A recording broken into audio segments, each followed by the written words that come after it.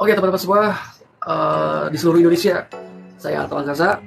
Buat teman-teman yang mungkin pengen hapus tato ya, mau tato itu tato hitam atau tato warna, bisa datang kalian ke Bekasi, tepatnya di Kenzo, Hendian Kenzo, di Hendian Kenzo, dan itu tidak berbekas sama sekali, langsung mulus lagi. Dan buat teman-teman yang mau hapus tatonya bisa datang ke Hendian Kenzo di Bekasi ya. Pokoknya nggak sakit, terus langsung mulus lagi, tapi memang beberapa kali ya. Bisa beberapa kali? Di hapus tato itu tergantung kedalaman tinta ya. Oh, nggak instan. Nggak instan ya. Tapi kulit dijamin lurus, nggak rusak.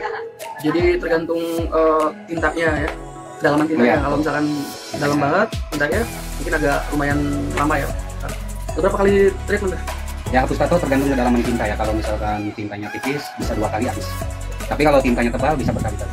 Jadi kalau tintanya tipis hanya cukup 2 kali aja di laser dan tidak berbekas teman-teman. Kecuali kalau yang berwarna ya, kalau yang berwarna mungkin agak lumayan lama.